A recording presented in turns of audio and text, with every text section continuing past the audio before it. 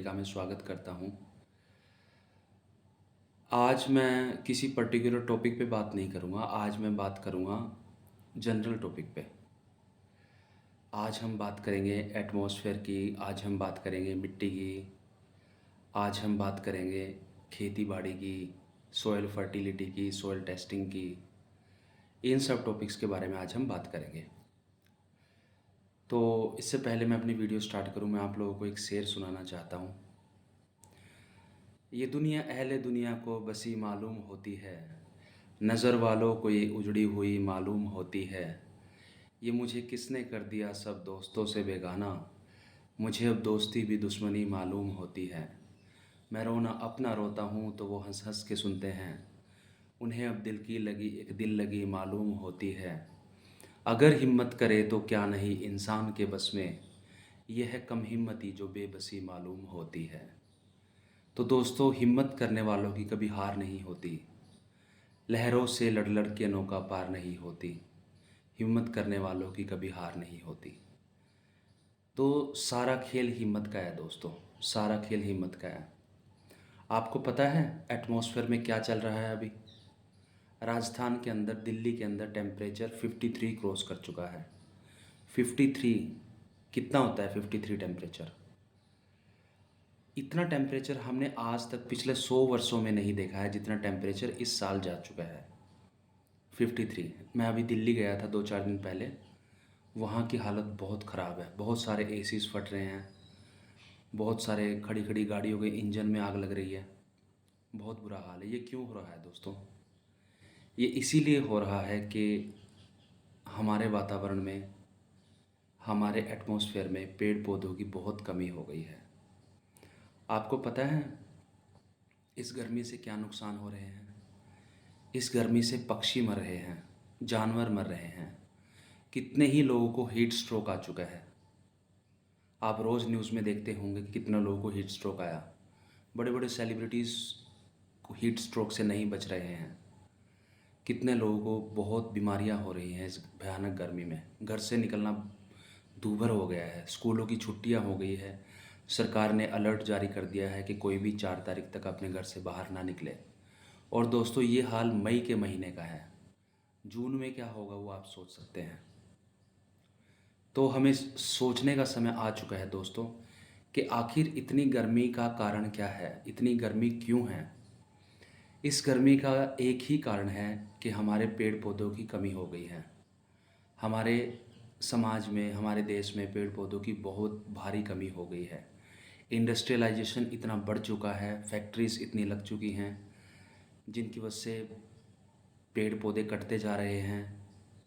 Civilisation हमारी better हो रही है, नो डाउट, लेकिन अर्बनाइजेशन की वजह से, शहरीकरण की वजह से गांव से लोगों का मोह छूटता जा रहा है। जो गांव, आजकल तो फैक्ट्रियां, कंपनियां गांव में भी खुल रही हैं, उसकी वजह से लैंड एक्वायर हो रही है, उसकी वजह से पेड़ पौधे काटे जा रहे हैं। ये बहुत ही खतरनाक बात है।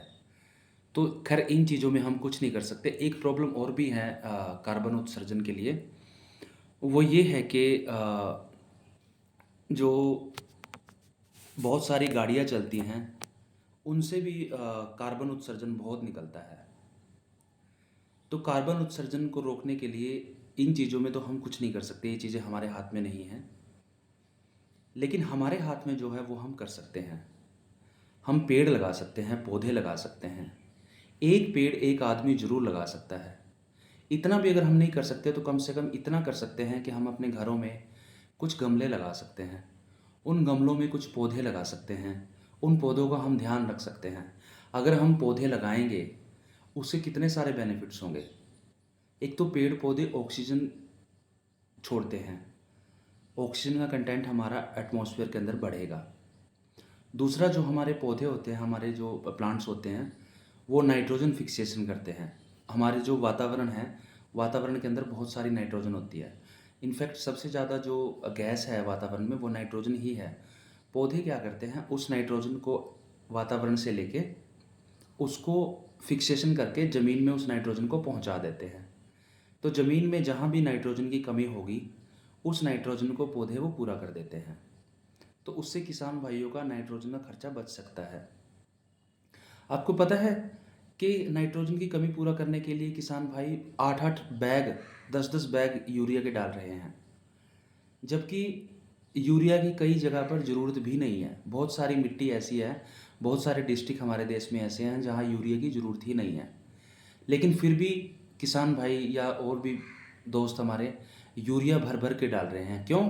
क्योंकि पड़ोसी ने 2 बैग डाले तो मैं 4 बैग डालूंगा, किसी ने 4 बैग डाले तो मैं 6 बैग डालूंगा, ये कंपटीशन चला हुआ है। उसकी वजह से हमारी ज़मीन का नुकसान हो रहा है। और यही नाइट्रोजन हमें फ्री में मिल सकती है अगर हम अपने खेतों में पेड़ पौधे लगाएं। आपने सुना होगा कि फलीदार पौधे होते हैं, फलीदार जो पेड़ होते हैं, जैसे मूंग की फली होगी, मटर हो गया, जितनी भी दालें होती हैं, जो भी फलीदार पेड़ होते हैं, पौधे होते हैं, उनकी जो जड़ें होती हैं, उनमें नाइट्रोजन फिक्सेशन बैक्टीरियाज होते हैं। वो एटमॉस्फेयर से नाइट्रोजन को लेके उस नाइट्रोजन को हमारी ज़मीन तक पहुंचाते हैं। तो क्यों ना हम ये इनिशिएटिव लें। एक तो हमारा वातावरण सुधरेगा, ऑक्सीजन का कंटेंट बढ़ेगा, दूसरा हमारी ज़मीन के अंदर नाइट्रोजन की मात्रा भरपूर होगी। तो दोस्तों इन सब चीज़ों के बारे में हमें सोचना चाहिए। एक दूसरी बात दोस्तों, 5 तारीख को एनवायरनमेंट डे आ रहा है अभी। सॉरी, 5 तारीख को एनवायरनमेंट डे हम लोग सब सेलिब्रेट कर रहे हैं। तो एनवायरनमेंट डे पे क्या है, एनवायरनमेंट डे की क्या महत्वता है, क्या इम्पोर्टेंस है, और एनवायरनमेंट डे हमें किस चीज़ की याद दिलाता है। एनवायरनमेंट डे हमें याद दिलाता है पेड़ पौधों की, वातावरण की। ये वातावरण का दिवस है। तो क्यों ना हम इस दिन एक इनिशिएटिव लें, हर साथी मिलकर एक पेड़ लगाएं, अपने खेत में लगाएं, अपने घरों में लगाएं, अपने कहीं बागीचा हो वहाँ लगाएं, कहीं पे जैसे हमारे गांव के अंदर घेर होते हैं, बाड़े होते हैं, वहाँ पे हम एक पेड़ लगा सकते हैं, जामुन का, आम का, पीपल का, नीम का, कोई भी पेड़ हम लगा सकते हैं। और आजकल तो सरकार फ्री में पेड़ देती है, सरकार की तरफ से बहुत सारी स्कीम्स ऐसी चलती है जिसमें सरकार फ्री में पेड़ बांटती है किसानों को। तो आप एक पेड़ एग्रीकल्चर डिपार्टमेंट से लेके अपने खेत में या अपने घरों में लगा सकते हैं।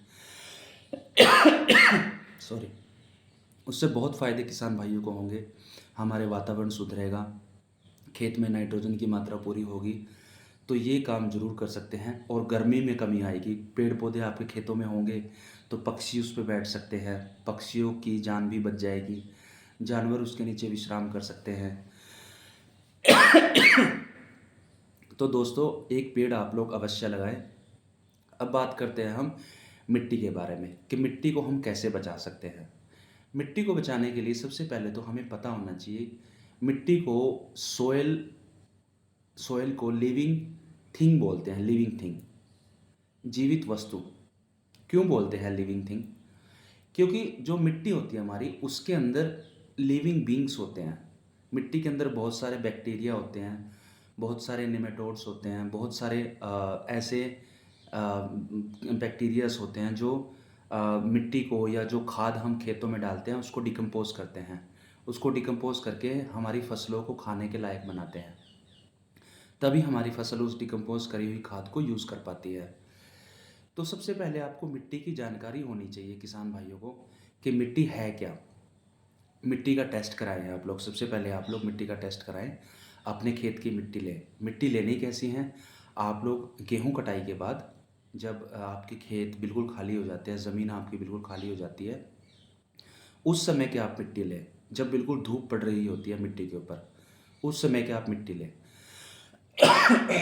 उस मिट्टी को लेके आप, एग्रीकल्चर डिपार्टमेंट है आपकी, हर डिस्ट्रिक्ट में बने हुए हैं सोयल लैब्स बनी हुई हैं, मिट्टी की प्रयोगशालाएं। उन प्रयोगशालाओं में आप अपनी मिट्टी को लेके जाएं, उस मिट्टी को अच्छे से टेस्ट कराएं। 2-4 दिन में या एक हफ्ते के अंदर मैक्सिमम आपकी रिपोर्ट बन के आपके पास आ जाएगी। उस रिपोर्ट को आप एग्रीकल्चर डिपार्टमेंट के किसी भी अधिकारी को या कर्मचारी को दिखाएं, वो आपको अच्छे से समझा देगा कि आपकी ज़मीन में किस चीज़ की कमी है, किस चीज़ की नहीं। अब उदाहरण के तौर पे आपकी ज़मीन में नाइट्रोजन पूरी है, लेकिन आपने मिट्टी टेस्ट नहीं कराई, फिर भी आप उसमें यूरिया के बैग डाले जा रहे हैं, तो क्या वो यूरिया के बैग आपकी ज़मीन को फ़ायदा देगा? अब यूरिया के अंदर 46% नाइट्रोजन होता है, क्या वो यूरिया आपको कुछ भी फ़ायदा देगा? नहीं देगा, वो उल्टा नुकसान करेगा। तो आप जब मिट्टी चेक करा लेंगे अपने खेत की और आपको पता चल जाएगा कि आपके खेत में नाइट्रोजन पूरा है, तो आपको यूरिया डालने की ज़रूरत नहीं पड़ेगी। इससे 2 फ़ायदे होंगे। एक तो आपकी मिट्टी बचेगी, दूसरा आपका खर्चा बचेगा। जो नाइट्रोजन पे आप खर्चा करने वाले थे, वो सारा खर्चा आपका बच जाएगा। तो किसान भाइयों, आप खेत की मिट्टी ज़रूर चेक कराएं। खेत की मिट्टी चेक कराने के बाद ही आप ये डिसाइड करेंगे, ये समझ पाएंगे कि आपके खेत में नाइट्रोजन की कमी है तो नाइट्रोजन डालिए, फॉस्फोरस की कमी है तो फॉस्फोरस डालिए, पोटाश की कमी है तो पोटाश डालिए। जिस भी न्यूट्रिएंट की कमी है वो न्यूट्रिएंट आप खेत में डालेंगे। एनपीके के अलावा और भी बहुत सारे न्यूट्रिएंट होते हैं, कुल मिलाकर कुल 16 तरह के न्यूट्रिएंट होते हैं। सल्फ़र है, हाइड्रोजन है, कार्बन है, जिंक है, आपका मोलिब्डेट है, कोबाल्ट है, निकिल है, बहुत सारे ऐसे एलिमेंट होते हैं, बोरोन है, कैल्शियम है, जिनकी खेत को ज़रूरत होती है। लेकिन ये सब पता कैसे चलेगा आपको, जब आप अपने खेत की मिट्टी चेक करा लेंगे।